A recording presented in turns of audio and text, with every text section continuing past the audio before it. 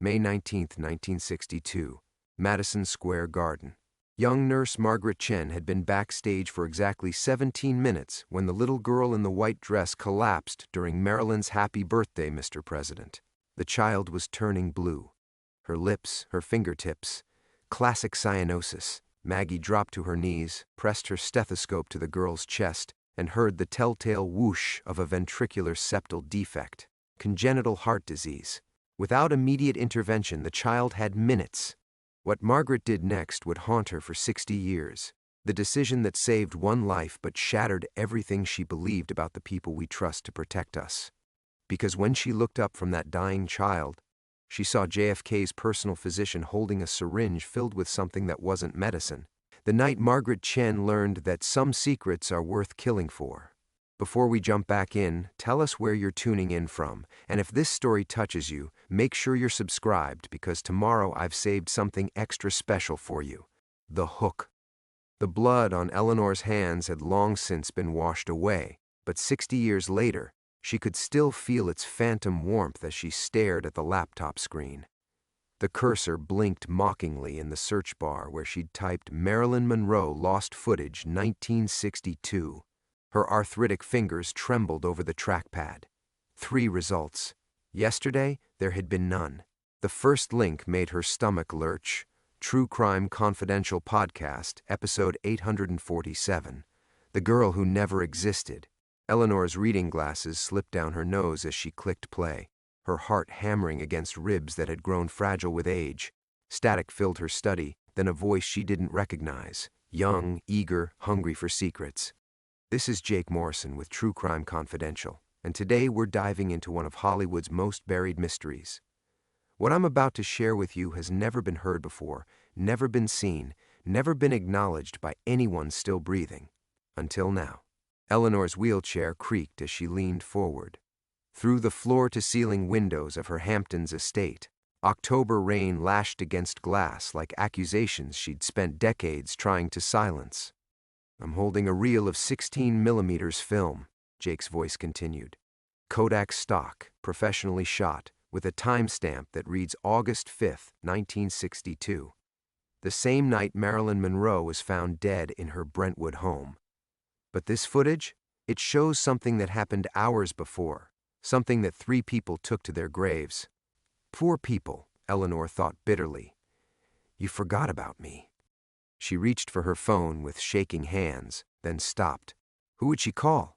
Her lawyer had been dead for 15 years, her daughter lived in Switzerland and hadn't spoken to her since the diagnosis. The few colleagues who knew fragments of the truth had chosen their silence carefully, understanding that some secrets were more dangerous than dynamite. On screen, Jake's voice dropped to a conspiratorial whisper. The footage shows Marilyn Monroe's final performance at Madison Square Garden. She's singing Happy Birthday. You know, the same song she made famous for JFK just months earlier. But halfway through, she stops. The camera follows her gaze to the front row where a little girl, maybe 7 years old, has collapsed. Eleanor's vision blurred. She could see it all again, the child's pale face, the way her small body had convulsed, the silk dress Marilyn had worn, white with silver beading that caught the stage lights like falling stars. 20,000 people holding their breath, while Eleanor pushed through the crowd, her medical bag clutched against her chest. What happens next, Jake continued, is where things get interesting. A woman in a doctor's coat appears. We've identified her as Dr. Eleanor Whitmore, Monroe's personal physician. She examines the child. The footage shows her checking for a pulse, performing what appears to be CPR. And then, Eleanor's hand moved to her throat, feeling for the pulse point she'd pressed on that little girl's neck so many years ago. How long had she waited? 30 seconds? A minute? Long enough to be certain, long enough to make the choice that would haunt her forever. The child doesn't respond. Dr. Whitmore appears to pronounce her dead. But here's where it gets strange. The timestamp on this footage shows 10:47 p.m. Yet according to every official record, newspaper report, and witness statement from that night, Marilyn Monroe's concert ended without incident. No child collapsed, no one died. The girl simply never existed. Thunder rolled across the Hamptons sky, and Eleanor's reflection in the rain-streaked window looked like a ghost already half-faded from the world. She'd been so careful. The medical examiner was an old friend. The venue's security chief owed her favors. Even Marilyn had understood the necessity of silence, right up until those final hours when pills and paranoia had unraveled everything. But wait, it gets weirder. Jake's voice pulled her back to the present. I've enhanced the audio from this footage, and you can hear Dr. Whitmore saying something to Monroe right before they move the child's body. It's faint, but our sound engineer cleaned it up. She says, and I quote, "She looks just like Anna." The laptop slipped from Eleanor's lap, clattering to the hardwood floor. The name she'd buried along with everything else hung in the air like smoke from a funeral pyre. Anna. Her granddaughter, born 13 years after that terrible night. Anna, with her blonde curls and serious gray eyes. Anna, who had died at age 7 in a drowning accident that Eleanor had been powerless to prevent. The child who haunted her dreams, whose face she saw in every old photograph, whose death had finally broken what little remained of Eleanor's faith in medicine, in mercy, in the possibility of redemption. But how could Jake Morrison know that name? How could he know about Anna when she'd never told anyone about the resemblance, about the reason she'd kept that night's secret locked away like radiation in a lead box? Someone else had survived. Someone else had been there. Someone who knew exactly what Eleanor had done, and why, and who she'd done it for. The phone rang, shrill and demanding in the October darkness. Where are you listening from? Drop us a comment and hit subscribe. Tomorrow's episode will reveal who made that phone call and why Eleanor's darkest secret is about to destroy everything she's built.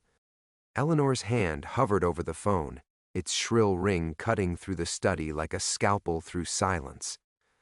The caller ID displayed only a number, local area code, but not one she recognized. On the fourth ring, muscle memory from 5 decades of medical emergencies overrode her fear. Dr. Whitmore.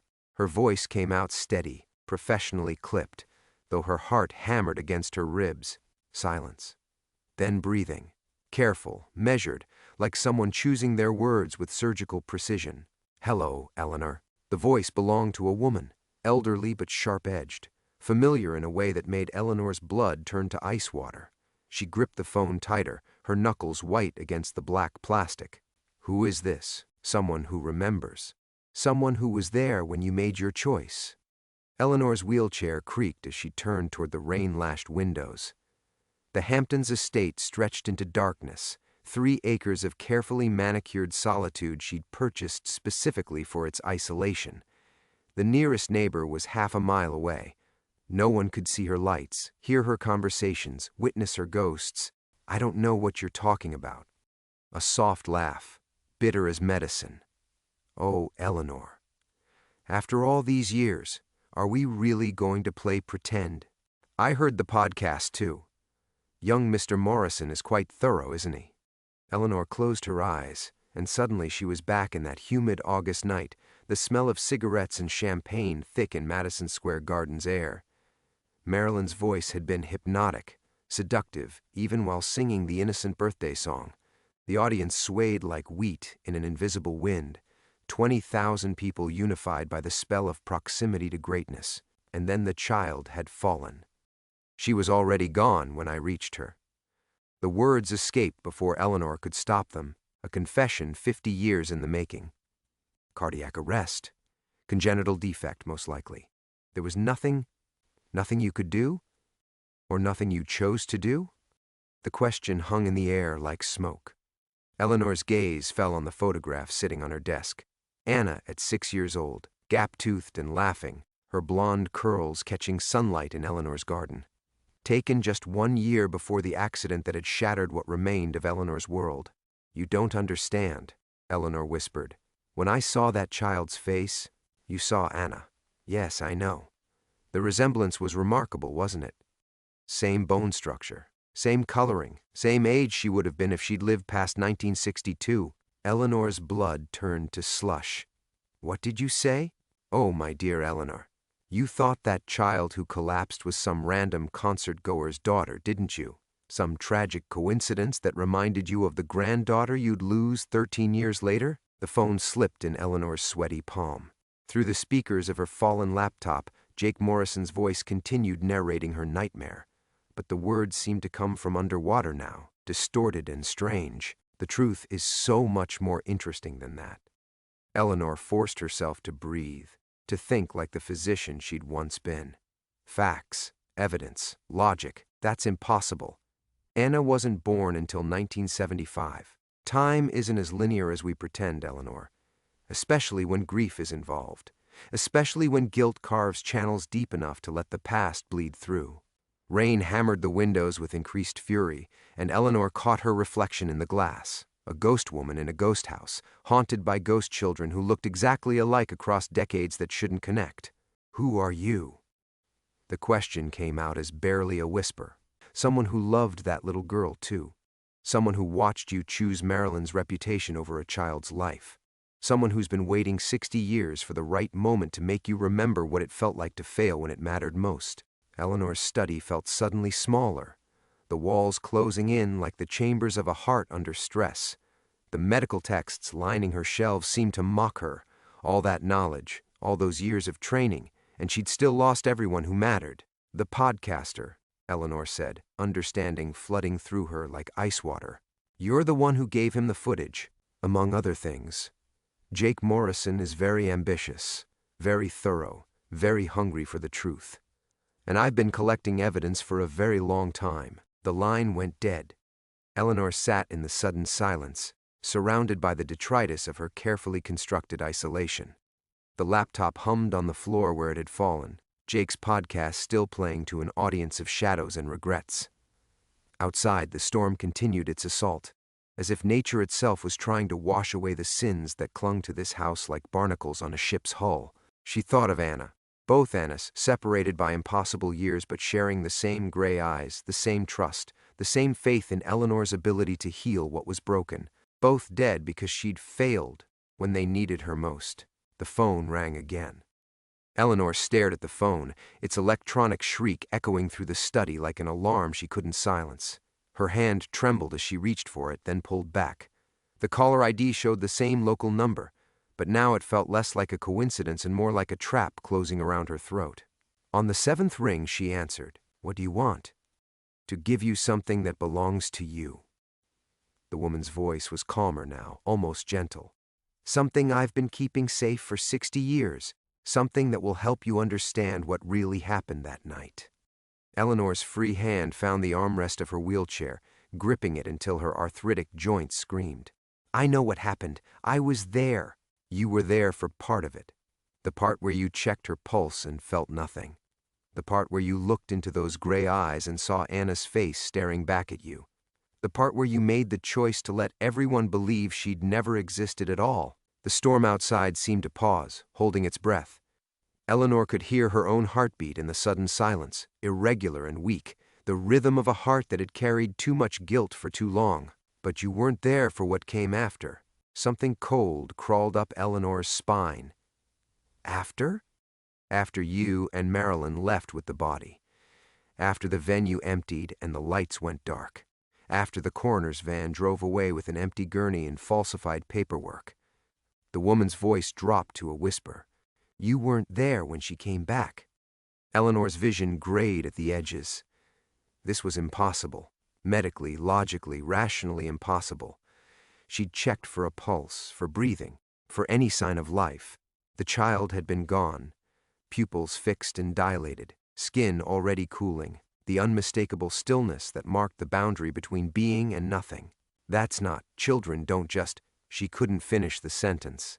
In her 60 years of practice, she'd pronounced dozens of patients dead. She'd never been wrong, not once. I have something for you, Eleanor. Something that will prove I'm telling the truth. Can you still drive? Eleanor glanced toward the garage where her ancient Mercedes sat gathering dust. She hadn't driven in months, not since her last dizzy spell had sent her careening into Mrs. Patterson's mailbox. The isolation that had once felt like protection now seemed like a prison. Where? The old Montauk Lighthouse. You know it? Eleanor knew it. She'd taken Anna there the summer before the accident, back when her granddaughter was 6 and still believed her grandmother could fix anything. They'd climbed the winding stairs together, Anna's small hand warm in Eleanor's, both of them breathless and laughing by the time they reached the top. Anna had pressed her face against the salt-stained glass and declared she could see all the way to heaven. 3 weeks later, she was dead. Why there? Because that's where I've been keeping her things. The dress she wore that night, white cotton with small blue flowers. The medical bracelet on her wrist that you never bothered to check. The letter she was carrying in her pocket, addressed to Dr. Eleanor Whitmore. A pause. She came to find you, Eleanor. She came to that concert specifically to see you. The phone slipped from Eleanor's fingers, clattering onto the hardwood floor. The sound echoed through the study like a gunshot, final and irreversible. She stared at the fallen device, its small screen glowing with the duration of the call. 7 minutes and 33 seconds. 7 minutes and 33 seconds to demolish everything she'd believed about that night, about her choices, about the nature of guilt and redemption. On the laptop, Jake Morrison's voice continued its relentless narration, each word a nail in the coffin of her carefully constructed piece. But now his investigation seemed less like journalism and more like archaeology, the systematic excavation of secrets buried so deep she'd almost convinced herself they were just nightmares. Eleanor reached for the phone with shaking hands, lifting it to her ear. The line was still open, the woman's breathing steady and patient. "The medical bracelet," Eleanor whispered. "What did it say?" Eleanor Whitmore, emergency contact. The world tilted. Eleanor gripped the arms of her wheelchair, feeling as though she were falling through space and time, through the carefully constructed barriers between past and present, between the possible and the impossible. A child who looked like Anna, wearing Eleanor's name like a talisman, arriving at Marilyn Monroe's final concert on the night everything went wrong. A child who had somehow known to find her in a crowd of 20,000, who had collapsed at precisely the moment when Eleanor would be close enough to help, or close enough to fail. 1 hour, the woman said. Come alone. And Eleanor, bring your medical bag. You're going to need it. The line went dead, leaving Eleanor alone with the storm and the terrible understanding that her life was about to change forever. Eleanor sat frozen in her wheelchair, the dead phone line buzzing like an insect in her ear. The storm outside had intensified, rain hammering against the windows with the persistence of an interrogation. She should stay here, lock the doors, unplug the phone, let the past consume itself in whatever fire it had lit.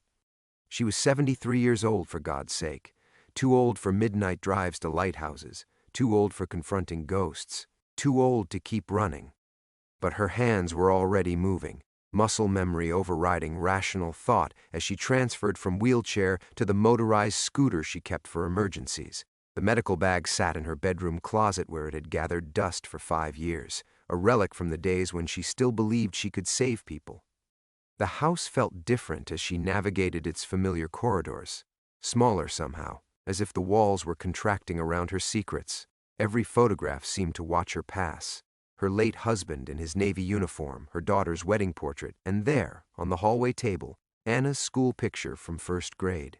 Those gray eyes, serious beyond their years, seemed to follow her movement with an expression she'd never noticed before. Not joy or childhood innocence, but something older, something that looked almost like forgiveness. Eleanor paused at the garage door, her hand trembling on the handle. She could still turn back, pretend the phone calls were hallucinations brought on by stress and isolation. Jake Morrison's podcast would fade into internet obscurity, just another conspiracy theory among thousands. The truth would die with her, peaceful and contained. But the medical bracelet, Eleanor Whitmore. Emergency contact. The garage was tomb quiet, except for the whisper of rain on the roof. Her Mercedes crouched in the darkness like a sleeping predator, its black paint dulled by months of neglect. As she transferred to the driver's seat, Eleanor caught her reflection in the rearview mirror. Hollow cheeks, silver hair wild from sleep, eyes that had seen too much and forgotten too little. The engine turned over on the third try, purring with the reliability of German engineering. Eleanor backed out into the storm, her headlights cutting weak paths through the darkness. The familiar weight of the steering wheel felt foreign in her hands, and she drove with the careful precision of someone who knew their reflexes were no longer trustworthy. Montauk Point sat at the eastern tip of Long Island like a finger pointing toward Europe, toward all the places she might have fled if she'd possessed more courage and less conscience. The lighthouse had stood sentinel there for over 2 centuries, guiding ships away from the jagged coastline that had claimed so many vessels. Tonight it would witness another kind of wreckage. Eleanor's phone rang as she navigated the winding coastal road. She nearly swerved into the guardrail before fumbling for the device. Having second thoughts? The woman's voice carried the hint of amusement, as if she'd been expecting this call. "I'm coming." Eleanor's grip tightened on the wheel. "But I need to know, who told you about Anna, about the resemblance? You did. That's impossible. I never—" August 5th, 1962. Madison Square Garden, backstage area. You were talking to Marilyn while the coroner loaded the body. You said, "She looks exactly like my granddaughter would have looked, exactly like Anna." Marilyn asked who Anna was, and you said she was just a dream you'd given up hoping for. Eleanor's breath caught. She did remember saying something to Marilyn, the words tumbling out in her shock and grief. But Anna hadn't been born until 1975. How could she have known the name 13 years before? Dreams have their own logic, Eleanor, their own timeline. Sometimes the heart knows things the mind hasn't learned yet. The lighthouse appeared through the rain like a ghost ship materializing from fog, its white tower stark against the churning sky. Eleanor parked in the empty lot, her hands shaking as she turned off the engine. Through the windshield, she could see a figure standing near the base of the lighthouse. A woman in a dark coat, barely visible in the storm, waiting. Eleanor retrieved her medical bag and stepped into the rain. The wind immediately tried to push her back toward the car, toward safety, toward the comfortable lies that had sustained her for 6 decades. But she pressed forward, each step a choice between cowardice and whatever terrible truth waited in the shadow of the lighthouse. The woman turned as Eleanor approached, and in the brief illumination of the lighthouse beam, Eleanor saw a face she recognized from mirrors and medical school yearbooks and half-remembered nightmares. Dr. Margaret Walsh, her closest friend from residency, her confidant during those early years when medicine felt like playing God without a manual. Margaret, who had died in a car accident in 1963. Margaret, who was standing here now, unchanged by time, holding a small bundle wrapped in white cloth. "Hello, Eleanor," Margaret said, her voice carrying across the decades like an echo of everything Eleanor had tried to forget. "I've been waiting." Eleanor's medical bag slipped from her fingers, landing in the mud with a wet thud that barely registered above the storm's roar. The rain plastered her silver hair to her skull, cold rivulets streaming down her face like tears she'd forgotten how to shed. "You're dead." The words came out as a whisper, swallowed immediately by the wind. "I went to your funeral." Margaret stepped closer, the lighthouse beams sweeping across her face in slow, hypnotic intervals. She looked exactly as she had in 1963, auburn hair pinned in the practical style they'd both favored during residency, skin unlined by the decades that had carved deep furrows in Eleanor's face. Only her eyes had changed, carrying a weight of knowledge that made Eleanor's stomach clench with dread. Death is more flexible than we taught ourselves to believe. Margaret's voice carried that familiar note of gentle correction she'd used when Eleanor made diagnostic errors during their training. Especially when there are debts to be paid. Eleanor forced herself to look at the bundle in Margaret's arms. White cloth, carefully folded, small enough to— "Don't." Eleanor stumbled backward, her heel catching in the gravel. "Whatever this is, whatever game you're playing, I won't—" "Look at her, Eleanor." Margaret's voice cut through the storm with surgical precision. "Look at what your choice cost." The bundle moved. Eleanor's rational mind cataloged the impossibility even as her physician's instincts kicked in. No pulse for 15 minutes, fixed pupils, body temperature dropping. She'd pronounced the child dead using every criterion she'd learned in medical school, every standard she'd applied hundreds of times since. The child had been gone, but the bundle moved again, a subtle shift that made the white cloth rustle like autumn leaves. "That night at Madison Square Garden," Margaret continued, adjusting her hold on the bundle with practiced ease, "you had 30 seconds to make a choice. 30 seconds between when you found her pulse and when Marilyn's security arrived. You chose to protect a dead woman's reputation over a living child's chance. She wasn't alive. Eleanor's voice cracked, decades of suppressed guilt pouring out in a ragged scream. I checked everything: pulse, breathing, pupil response. She was gone, Margaret, gone.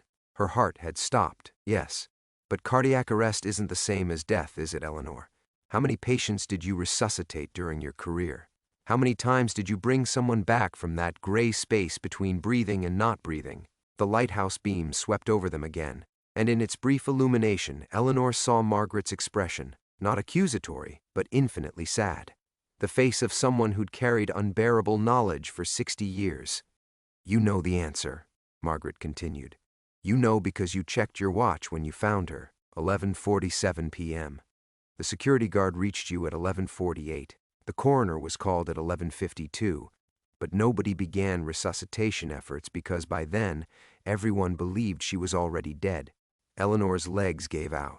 She sank to her knees in the mud, the cold seeping through her nightgown and robe, grounding her in physical discomfort that felt almost welcome compared to the emotional freefall tearing through her chest. The bracelet, Eleanor whispered. You said there was a medical bracelet. Margaret knelt beside her, close enough that Eleanor could smell the familiar scent of the lavender soap they'd both used in medical school. Impossibly, she was warm despite the rain, solid despite being 6 decades dead. Severe arrhythmia, congenital long QT syndrome, treatable with immediate intervention. Margaret's voice dropped to barely audible. Her parents had listed you as emergency contact because you'd consulted on her case 3 months earlier. They brought her to that concert specifically because they knew you'd be there as Marilyn's physician. They trusted you to keep their daughter safe. The bundle shifted again, and this time Eleanor heard it. A sound so faint it might have been whined through the lighthouse's broken windows, but unmistakably human. A child's breathing, shallow and labored but persistent. The Hendersons? Eleanor's memory clawed its way back through the years. Little Sarah Henderson?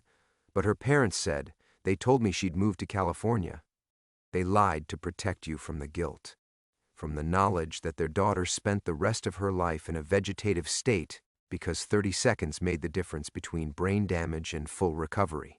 Margaret's hand found Eleanor's shoulder, and her touch burned like ice. She lived, Eleanor, trapped in her own body for 11 years until pneumonia finally took her in 1973. The lighthouse beam swept over them once more, and Eleanor saw the bundle clearly for the first time. Not white cloth, but a hospital gown.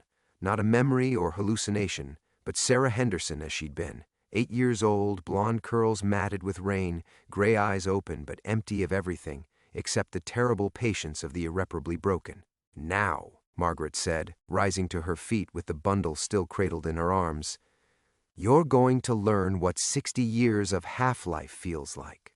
The child's eyes found Eleanor's face, and in their gray depths, Eleanor saw not Sarah Henderson, but Anna, her granddaughter who died at 6 because Eleanor hadn't been there, hadn't been fast enough, hadn't been enough. And she understood with the clarity that comes only in nightmares that some failures echo across decades, creating loops of guilt that trap the living more completely than any grave. Eleanor's world fractured like glass struck by lightning. The revelation hit her with physical force, doubling her over in the mud as understanding crashed through 60 years of carefully constructed lies. Anna, her precious granddaughter who wouldn't be born for another 13 years, had somehow existed in her mind that night in 1962. She'd compared a dying child to a girl who didn't yet exist, spoken a name that belonged to the future. That's impossible, Eleanor gasped. But even as she spoke the words, memories were reshaping themselves like photographs developing in reverse. The dream journals she'd kept in the 1960s, filled with visions of a gray-eyed child, the inexplicable certainty that her daughter would have a daughter, that the girl would have her late husband's eyes and her own stubborn chin, the way she'd whispered Anna to herself during lonely nights, as if calling to someone across an impossible distance. Margaret watched her with the patience of someone who had waited decades for this moment. Time isn't the straight line we pretend it is, Eleanor. Guilt creates its own physics. Love transcends its own limitations. She adjusted the bundle in her arms, and the child's breathing grew more labored. You knew Anna was coming because you'd already failed her. The future was reaching backward, trying to warn you, trying to prepare you for the choice you'd have to make. No. Eleanor struggled to her feet, mud and rain streaming down her face. This is trauma, grief, some kind of psychotic break brought on by that podcast. The podcast that contained footage you'd never seen before, showing details you'd never shared with anyone. Margaret's voice cut through Eleanor's denial like a scalpel.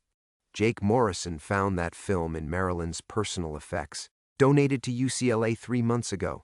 The estate lawyers were very specific about the timing.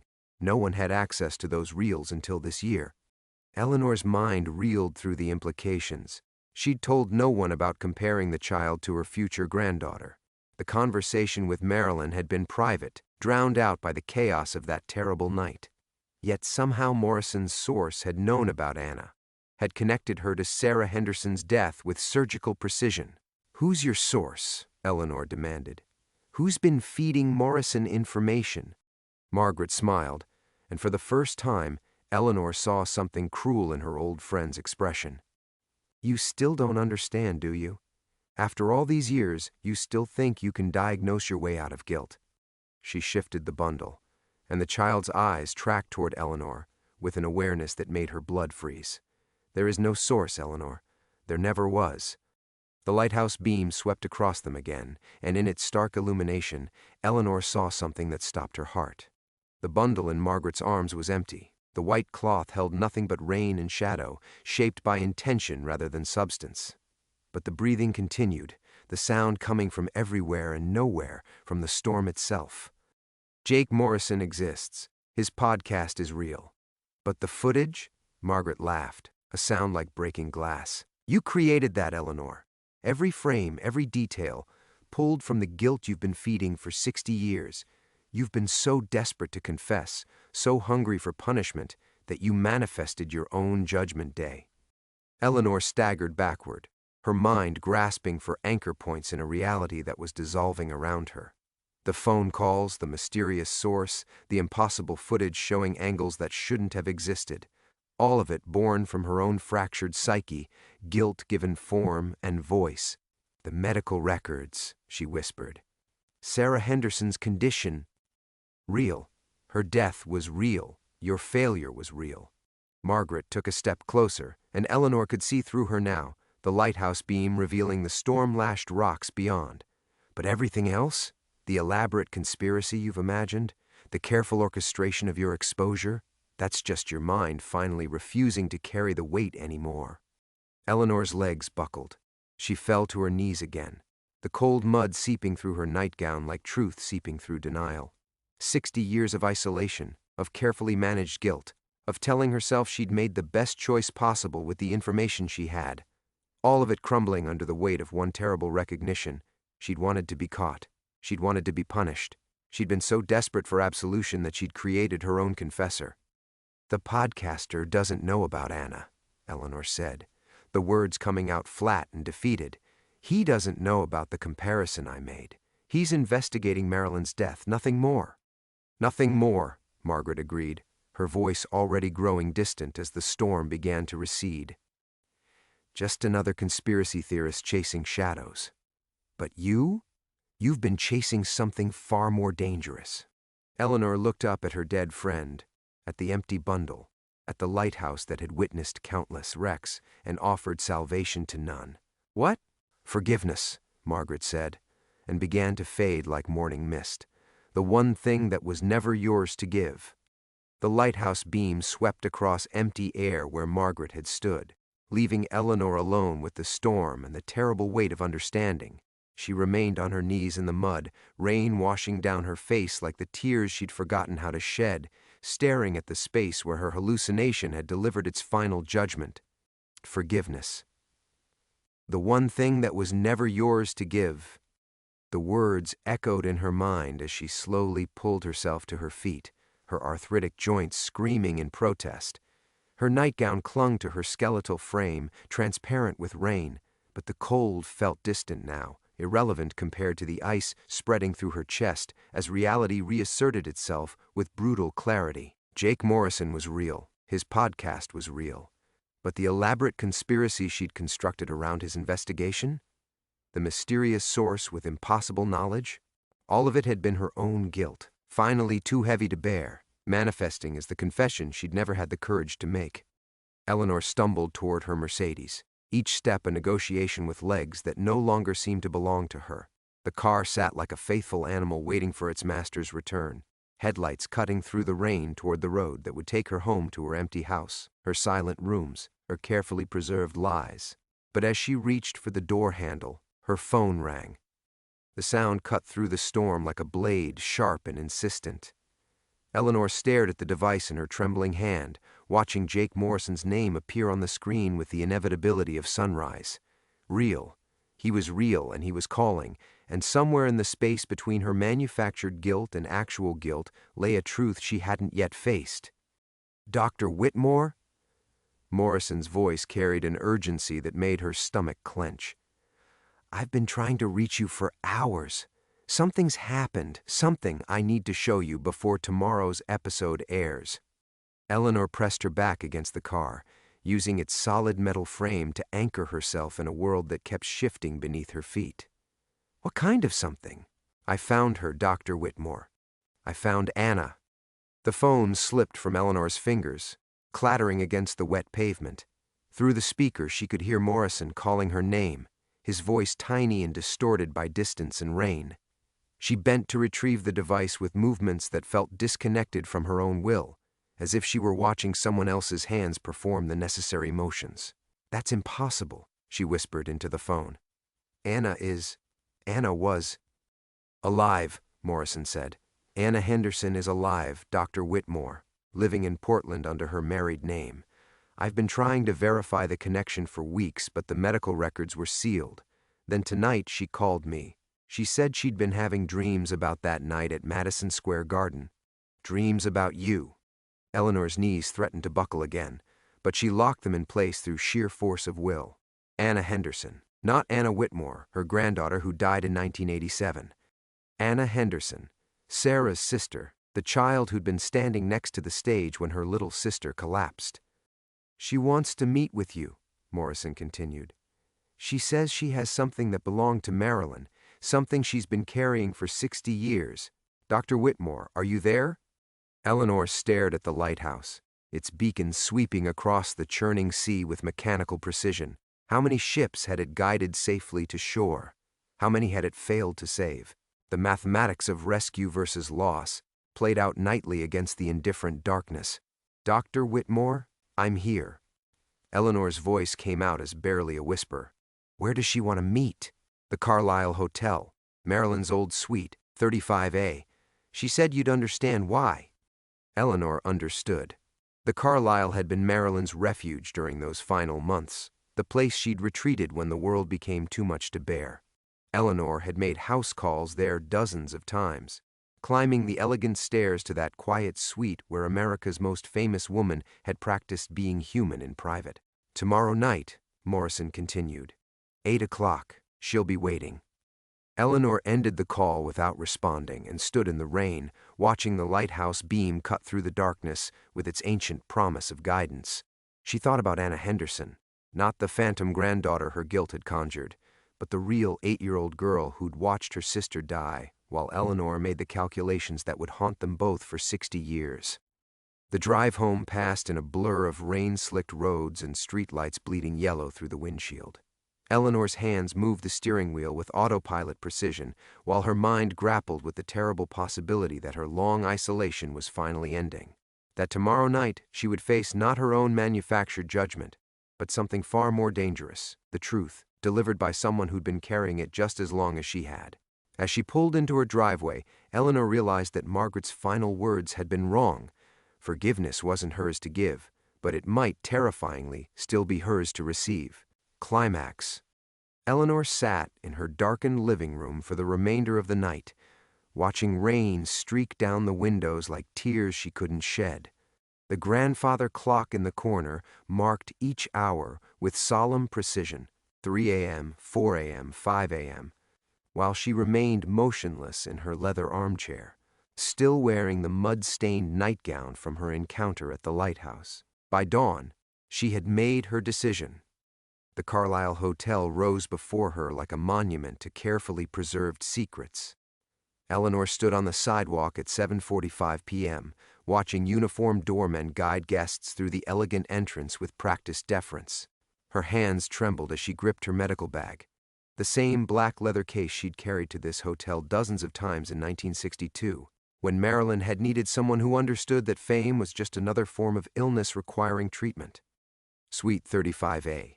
Eleanor rode the elevator in silence, each floor marking another step toward a reckoning 60 years in the making. The hallway stretched before her like a tunnel through time, decorated with the same understated luxury that had made Marilyn feel safe here, hidden from the world that devoured everything she offered and demanded more. Eleanor knocked on the door with 3 soft taps, the same pattern she'd used when Marilyn had been too fragile for sudden sounds. The woman who opened the door was 71 years old, with silver hair pulled back in a neat chignon and gray eyes that had haunted Eleanor's dreams for decades. Anna Henderson Valdez still carried traces of the 8-year-old who had stood helplessly beside the stage, watching her sister collapse while America's most famous woman sang about heartbreak to 20,000 strangers. Dr. Whitmore. Anna's voice carried no anger, only a weariness that Eleanor recognized in her own bones. Please, come in. The suite had been preserved exactly as Marilyn had left it. Cream-colored furniture, soft lighting, the kind of anonymous luxury that allowed famous people to forget themselves for a few precious hours. Anna gestured toward the sitting area, where Eleanor had once listened to Marilyn practice scenes for a film she would never complete. "I brought something for you," Anna said, settling into the chair across from Eleanor. She reached into a small handbag and withdrew an object that made Eleanor's breath catch. A medical bracelet, tarnished silver with a red caduceus symbol, the emergency information still legible after 6 decades. Eleanor's hands shook as she accepted the bracelet. "Sarah's?" She was wearing it when she collapsed. "When you pronounced her dead." Anna's voice remained steady, but her fingers twisted in her lap. "I took it from her wrist while everyone was focused on Marilyn. I was 8 years old, and I knew my sister was gone, and I thought if I kept something of hers close to me, maybe she wouldn't be all the way gone." Eleanor examined the bracelet through tears that finally, mercifully, came. The inscription was clear: Sarah Marie Henderson, age 8, congenital long QT syndrome, emergency contact Dr. Eleanor Whitmore. "You were listed as her emergency contact," Anna continued, "because you'd treated her 3 months earlier when she had an episode during a school play. My parents trusted you completely. They brought her to that concert specifically because they knew you'd be there, and they thought," her voice broke slightly, "they thought if anything happened, she'd have the best possible care." Eleanor set the bracelet down with infinite care, as if it might shatter under the weight of 6 decades of guilt. "Anna, I need you to understand. When I found Sarah, she had no pulse, no respiratory effort, fixed pupils. I followed every protocol." "I know." Anna leaned forward, her gray eyes meeting Eleanor's with startling directness. "I've spent 60 years learning about cardiac arrest, about resuscitation windows, about the difference between clinical death and biological death. I became a nurse, Dr. Whitmore. I specialized in pediatric emergency medicine. I know exactly what you faced that night." The confession Eleanor had rehearsed for decades crumbled in her throat. She had expected anger, accusations, demands for justice. Instead, she faced something infinitely more devastating, understanding from someone who knew the weight of impossible choices. "Sarah had been without a pulse for 14 minutes when you found her," Anna continued. "Even with immediate intervention, even with perfect conditions, her chances of meaningful recovery were less than 5%. You had 30 seconds before Marilyn's security team arrived. 30 seconds to decide whether to begin resuscitation efforts that would likely fail while creating a media circus around a child's death." Eleanor finally found her voice. "I chose to protect Marilyn's concert, to preserve some dignity for your family. I chose wrong." "No," Anna said simply. "You chose like a physician, based on medical reality, not magical thinking." She reached across the space between them and took Eleanor's hands in hers. "My parents never blamed you, Dr. Whitmore. They grieved, yes, but they never blamed you." Eleanor felt something fundamental shifting inside her chest, like ice finally beginning to crack after a lifetime of winter. Then why did you want to meet? Why now? Anna smiled through her own tears. Because my sister Sarah had a daughter. She lived long enough to fall in love, to marry, to give me a niece who's about to become a doctor herself. And I thought you should know that sometimes the story doesn't end where we think it does. In that moment, Eleanor understood that forgiveness had never been hers to give or receive. It had always belonged to time itself, and to the grace that grows slowly in the spaces between guilt and understanding. Eleanor stared at Anna's words, feeling them settle into the hollow spaces where guilt had lived for so long. I don't understand. Anna released Eleanor's hands and walked to the window overlooking Madison Avenue, where the city moved in its eternal rhythm of lights and shadows. Sarah didn't die that night, Dr. Whitmore. Not completely. Anna, I checked for vital signs.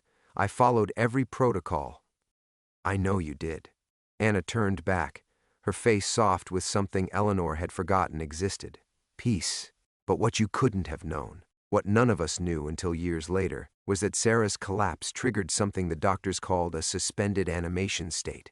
Her body shut down so completely that even medical instruments couldn't detect life signs. It lasted 18 minutes. Eleanor felt the room tilt around her. That's medically impossible. That's what every cardiologist said, until they started documenting cases in the 80s.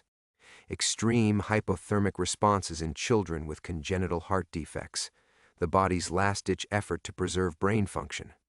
Anna's voice carried the weight of someone who had spent decades learning to speak the impossible. The paramedics found a faint pulse in the ambulance.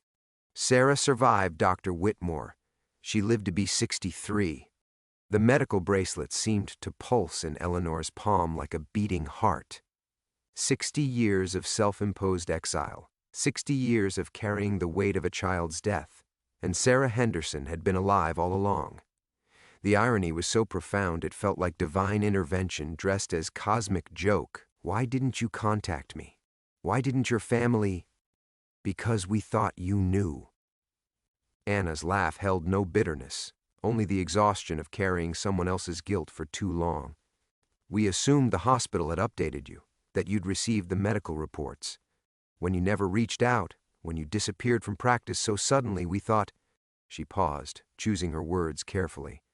We thought you were protecting our privacy, avoiding publicity that might hurt our family. Eleanor closed her eyes and saw herself at 38, standing in her Park Avenue office the morning after that terrible night, drafting her letter of resignation while imagining Sarah Henderson's parents planning a funeral. She had been so certain of her failure, so consumed by her guilt, that she had never thought to follow up. Professional protocol demanded distance after patient death. She had simply vanished. I've been hiding for 60 years, Eleanor whispered, from a death that never happened. And I've been carrying forgiveness you never needed, Anna replied. Sarah often talked about you in those final years. She became a teacher, Dr. Whitmore. She said you gave her a gift that night. You let her experience dying without fear, because when she came back, she realized how precious ordinary moments really were. Eleanor opened her medical bag and withdrew the bottle of pills she had been carrying for months, the ones meant to end her own guilt when it became unbearable. She set them on the table between herself and Anna, their rattle against the wood sounding like dice thrown by fate itself. I was going to, after tonight, I thought. I know. Anna reached across and closed Eleanor's hand around the bottle. But maybe instead you could try something harder. Maybe you could try living with grace instead of guilt. Eleanor looked around the suite where Marilyn Monroe had once practiced being vulnerable, where America's most fragile star had learned to exist without the armor of fame. The walls held secrets of other broken people who had found temporary peace in expensive anonymity, who had discovered that healing sometimes required the luxury of being unknown. What happens now? Eleanor asked. Anna smiled, and for the first time, Eleanor could see the 8-year-old girl she had been, standing beside a stage while her sister experienced what mystics called the little death, the practice round before the final journey. Now you go home. You call Jake Morrison and tell him the story he's really been looking for. Not a conspiracy about Marilyn Monroe's death, but a story about how guilt can become its own kind of prison, and how love sometimes wears the face of letting go. Eleanor stood slowly, her arthritic joints protesting the movement, but no longer feeling like instruments of punishment. She tucked Sarah's medical bracelet into her pocket, beside her heart, where it would remind her that some miracles take 60 years to reveal themselves. At the door, Anna embraced her with the tenderness of someone who understood that healing often felt like grief, the sadness of releasing pain that had become identity, the strange mourning required when guilt finally transformed into something resembling wisdom. Eleanor walked through the Carlyle's lobby for the last time, past the doormen who had witnessed countless arrivals and departures, past the mirrors that reflected both who she had been and who she might still become. Outside, Manhattan hummed with its ancient song of second chances, and Eleanor Whitmore, no longer hiding, no longer carrying death that had never happened, stepped into the forgiving darkness of a world where stories sometimes ended better than their tellers dared to hope.